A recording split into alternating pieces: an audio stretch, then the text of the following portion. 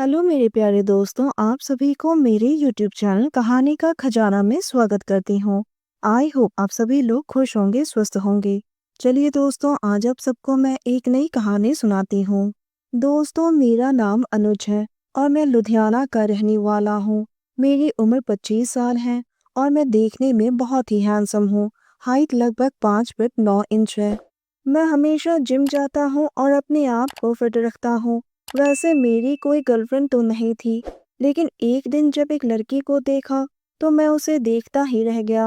वो मेरे दिल और दिमाग में हमेशा के लिए बैठ गई। मेरे भैया की शादी अभी कुछ ही दिनों पहले हुई थी। जब मैंने अपने भैया की साली राधिका को देखा तो मैं हैरान हो गया। मुझे तो अपनी आंखों पर विश्वास ही नहीं हो रहा था कि कोई लड़की इतनी भी खूबसूरत हो सकती है। मैं तो पहली नजर में ही राधिका को देखता ही रह गया। वो कमाल की लग रही थी। विदाई के समय राधिका भी भाभी के साथ हमारे घर आ गई। मेरा मन तो राधिका से बात करने का बहुत हो रहा था, पर उस समय घर में बहुत सारे मेहमान थे, इसलिए मैं उस समय कुछ कर नहीं पाया। कुछ ही दिनों में हमारे घर से भी सारे मेहमान चले गए। सबके जाने के बाद मैंने राधिका से बात करना शुरू कर दिया। शादी के एक हफ्ते बाद भैया और भाभी अपनी हनीमून पर चले गए और राधिका हमारे घर पर ही रह गई। सर्दियों का मौसम था, इसलिए काफी ठंड पड़ रही थी। कुछ ही दिनों बाद राधिका बीमार हो गई। वो करीब एक हफ्ते तक ठीक नहीं हुई। मैं उसे रोज डॉक्टर के पास लेकर जाता था, क्योंकि वो हमारे घर की खास मेहमान जो थी, और ऊपर से भैया भाभी भी घर पर नहीं थे, इसलिए उनके पीछे से मैं ही राधिका का ध्यान रखता था। एक रात हमारे घर में मेरे पापा के कुछ मेहमान आ गए। रात को सोने की जगह कम पड़ रही थी, इसलिए मैं और राधिका एक ही बिस्तर पर सो गए।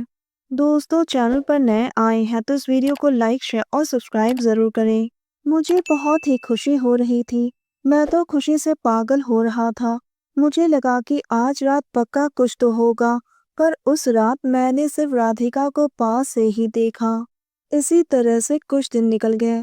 मेरी और राधिका की अब जमने लग गई थी। एक दिन मैंने हिम्मत करके राधिका से पूछ लिया कि तुम्हारी किसी के साथ दोस्ती है क्या। राधिका ने नाम में सर हिला दिया। राधिका ने भी मुझसे पूछा, और तुम्हारी किसी के साथ? मैंने भी नाम में सर हिला दिया।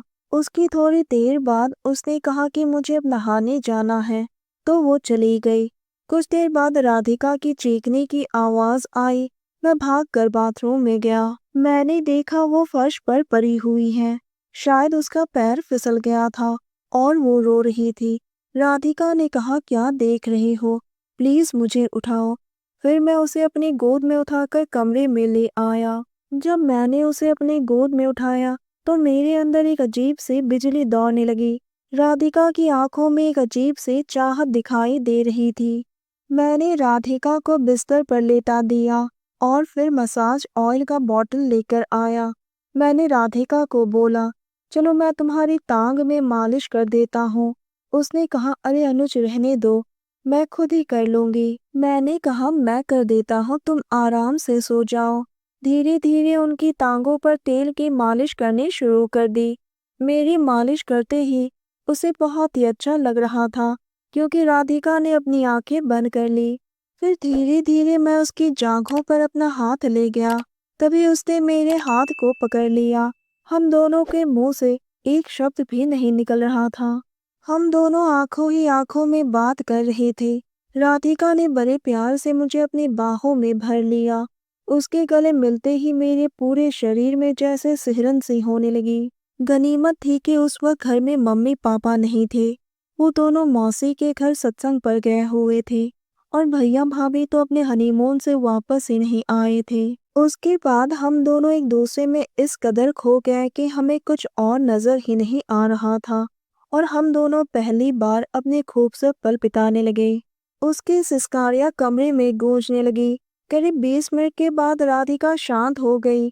उस दिन मैंने शाम तक राधिका को 3 बार तेल मालिश किया और वो पूरी तरह से ठीक हो गई।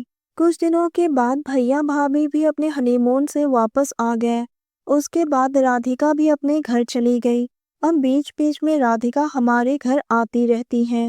और मैं उसे चोरने के बहाने से उसके घर चला जाता हूँ और इसी तरह से हम दोनों ही अपने खूबसूरत पल बिता रहे हैं। दोस्तों, आप सबने अपना कीमती समय निकालकर इस वीडियो को सुना, इसके लिए आप सभी को धन्यवाद करती हूँ। धन्यवाद दोस्तों।